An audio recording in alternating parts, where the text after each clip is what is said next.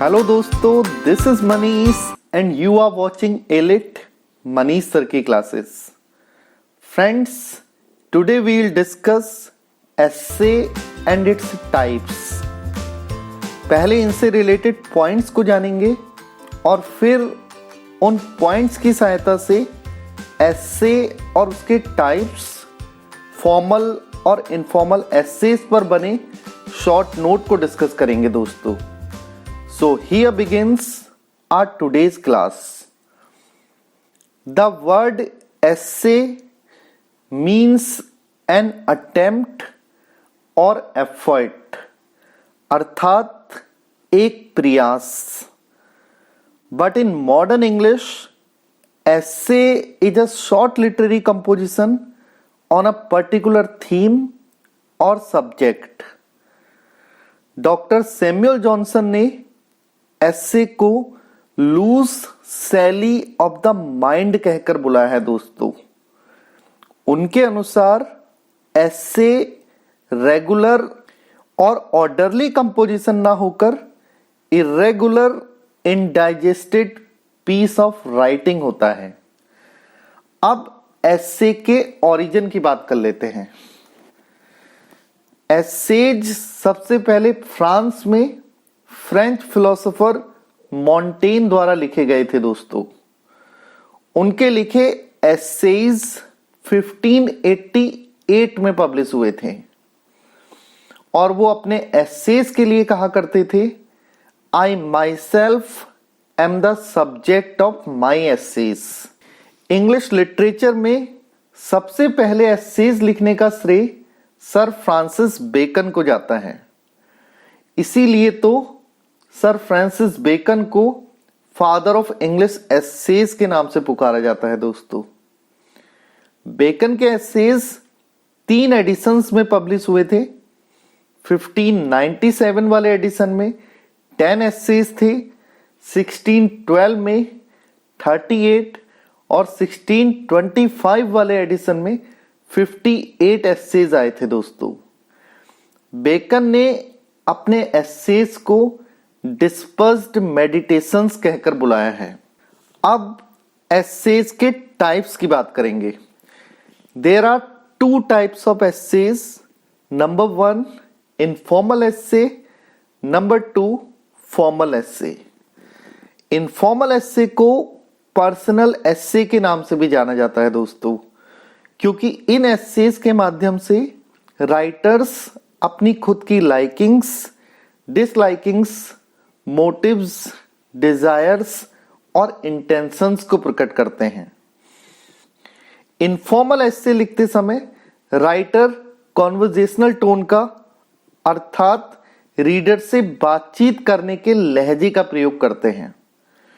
ऐसा करते समय they make the frequent use of first person, that is I, me, my. और ऐसा करके वो रीडर्स के साथ एक फ्रेंडली रिलेशनशिप डेवलप करते हैं and remains subjective through out the essay. Informal essayist में सबसे पहला नाम प्रिंस एमंग इंग्लिश एसेइस्ट यानी कि चार्ल्स लैम का आता है दोस्तों. He is in fact the follower of Montaigne, क्योंकि मॉन्टेन की तरह उनके एसे भी ऑटोबायोग्राफिकल एलिमेंट्स को समाये हुए हैं. Other writers who are famous for their informal essays are Joseph Addison, Richard Steele, AG Gardiner etcetera. Informal essays की कुछ फेमस लाइंस इस प्रकार हैं दोस्तों. Then I told how for 7 long years in hope sometimes in despair, yet persisting ever, I quoted the fair Alice Winterton. Dream children. और फिर मैंने अपने बच्चों को बताया कि कैसे 7 लंबे सालों तक कभी आशा में तो कभी निराशा में, लेकिन लगातार मैंने सुंदर एलिस विंटरटन को प्रेम किया था. I am always very pleased with a country Sunday. Joseph Addison के लिखे सर रोजर एट चर्च में राइटर बोलते हैं, मैं हमेशा ही खुश होता हूं जब मैं अपना संडे किसी गांव में बिताता हूं. I cannot tell whether I am to account him whom I am next to speak of as one of our company, for he visits us but seldom. But when he does it, it adds to every man else a new enjoyment of himself. From Steele's The Spectator Club.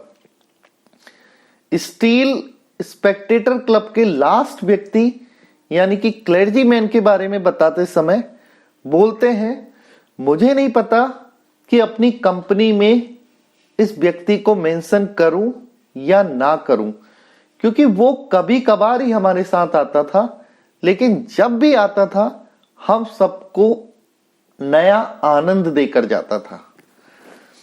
Informal एस्से के बाद अब बात करते हैं formal एस्सेज की. Formal एस्सेज जिन्हें impersonal एस्से भी कहकर बुलाया जाता है दोस्तों. And through formal essays the writer informs, persuades और tries to teach morality to the readers. Formal essays में राइटर सीरियस और परसुएसिव टोन का प्रयोग करता है. He uses third person frequently, और वो एक फ्रेंड की तरह नहीं, एक टीचर या प्रीचर की तरह लिखता है. And he remains objective throughout the essay. The first example of formal essayist is the father of English essays, अर्थात सर फ्रांसिस बेकन ही पहले ऐसे व्यक्ति थे जिन्होंने फॉर्मल एस्सेज लिखने शुरू किए थे. वो अपने एस्से ऑफ स्टडीज में बोलते हैं, studies serve for delight, for ornament and for ability. Studies हमें आनंदित करती हैं, हमें सजाती हैं और हमें योग्य बनाती हैं. अपने एस्से ऑफ लव में भी उसी फॉर्मल टोन के साथ सर फ्रांसिस बेकन लिखते हैं, the stage is more beholding to love than the life of man. यहां पर बिहोल्डिंग का मतलब थैंकफुल है दोस्तों. स्टेज को ज्यादा थैंकफुल होना चाहिए लव का आदमी की लाइफ की बजाय, क्योंकि स्टेज के लिए लव ज्यादा अच्छे काम करता है. लाइफ ऑफ मैन में ये रियून करने का या डिस्ट्रॉय करने का ही काम करता है दोस्तों. ऑफ डेथ में सर फ्रांसिस बेकन लिखते हैं, man fear death as children fear to go in the dark. हम मानव लोग मृत्यु से वैसे ही डरते हैं जैसे कि बच्चे अंधेरे में जाने से. और दूसरे फेमस फॉर्मल एस्सेज की कैटेगरी में हम रख सकते हैं मैथ्यू आर्नोल्ड को, जॉन रस्किन को और डॉक्टर सैमुअल जॉनसन को. Now it's time to discuss the short note on essay, informal and formal. The word essay means an attempt or effort. In modern time, an essay is a short literary composition on a particular theme or subject.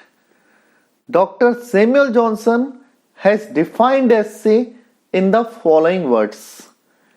An essay is a loose sally of the mind, an irregular, indigested piece, not a regular or orderly composition. Word essay का original meaning है an attempt और effort, यानी कि प्रयास. लेकिन आधुनिक समय में essay का अर्थ उस शॉर्ट लिटरेरी कंपोजिशन से है जो कि किसी भी विशेष विषय पर लिखा जाता है. डॉक्टर सैमुअल जॉनसन ने एस्से को परिभाषित करते हुए लिखा है कि essay loose sally of the mind है, दिमाग की एक चाल है जो कि इरेगुलर है, इनडाइजेस्टेड है. वो रेगुलर और ऑर्डरली कंपोजिशन तो बिल्कुल भी नहीं है। Essays were first originated in France by the French philosopher Michel de Montaigne. His essays appeared in 1588. He was a formal essayist as he remained subjective while writing his essays. Montaigne used to say, I myself am the subject of my essays.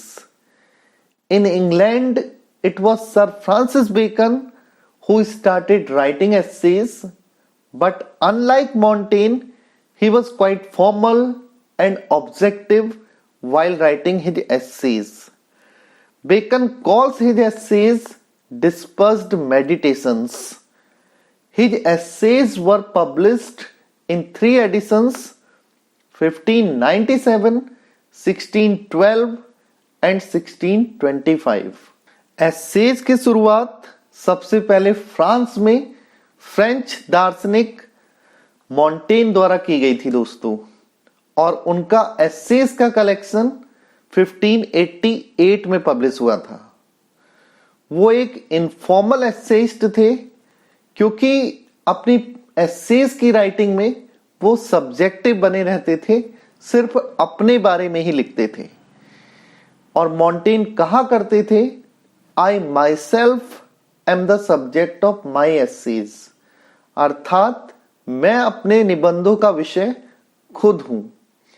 अगर England की बात करें तो it was sir Francis Bacon जिन्होंने सबसे पहले essays लिखने शुरू करे थे, लेकिन मॉन्टेन की तरह वो इनफॉर्मल नहीं फॉर्मल एसेइस्ट थे, और पूरे एसे के दौरान वो ऑब्जेक्टिव बने रहते थे। बेकन अपने एसेज को डिस्पर्स्ड मेडिटेशंस कह के बुलाते हैं, और उनके एसेज 3 एडिशंस में पब्लिश हुए थे, 1597, 1612 and 1625. Let's come to the next slide now. Essays are of 2 types, informal or personal essay and formal or impersonal essay. Charles Lamb, the follower of Montaigne, is an informal essayist as he makes his essays a medium to express his own likings, dislikings, motives, desires and intentions. The collection of his personal essays, Essays of Elia, was published in London Magazine in 1823. Here is the line from his Dream Children. Then I told how for 7 long years, in hope sometimes in despair, yet persisting ever, I quoted the fair Alice.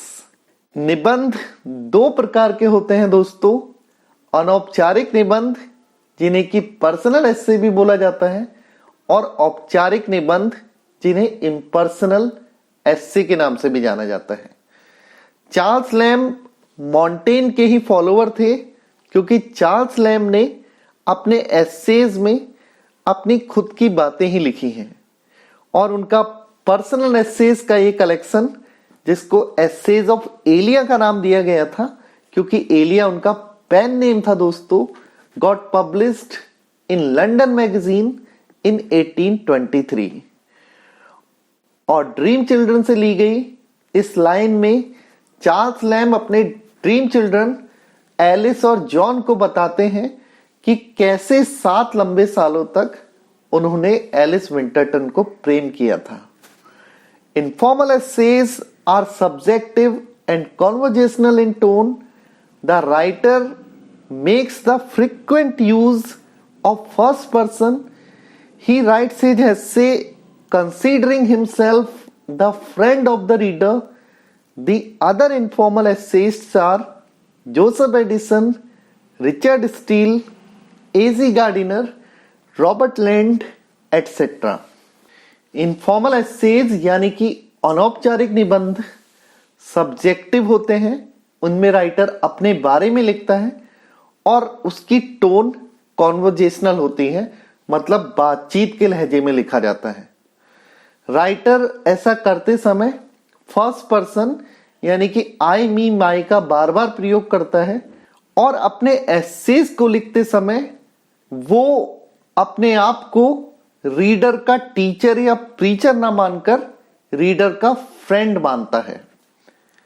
जो दूसरे informal एसेइस्ट्स हैं उनके नाम है Joseph Addison, Richard Steele, AG Gardiner, Robert Land etcetera. Sir Francis Bacon, the father of English essays, is a formal essayist as he keeps his essays away from his own personality and remains objective. The collection of his impersonal essays were published in 3 editions, 1597, 1612 and 1625. Sir Francis bacon, जिन्हें father of English essays के नाम से जाना जाता है दोस्तों, एक formal essayist हैं क्योंकि वो अपने निबंधों को अपनी पर्सनैलिटी से दूर ही रखते हैं। वो लिखते समय सब्जेक्टिव नहीं ऑब्जेक्टिव होते हैं, अर्थात वो ऑब्जेक्टिविटी यानी कि उद्देश्य परकता के साथ लिखते हैं। उनके इम्पर्सनल एसेज का कलेक्शन 3 एडिशंस में आया था, 1597, 1612 और 1625। और उनके एसेज की फेमस लाइंस यहां पर दी गई हैं दोस्तों। The writer makes the frequent use of third person. He writes his essay considering himself as a teacher और a preacher. The other informal essays are Matthew Arnold, John Ruskin, doctor Samuel Johnson etcetera. Formal essays में writer first person का नहीं third person का बार बार प्रयोग करते हैं दोस्तों, और ऐसा करते हुए वो अपने आप को एक फ्रेंड नहीं बल्कि एक टीचर या प्रीचर के रूप में प्रेजेंट करते हैं। फॉर्मल एसेज में जो दूसरे नाम हैं वो है Matthew Arnold, John Ruskin, doctor Samuel Johnson etcetera. With this, I end today's class, friends. Thank you very much.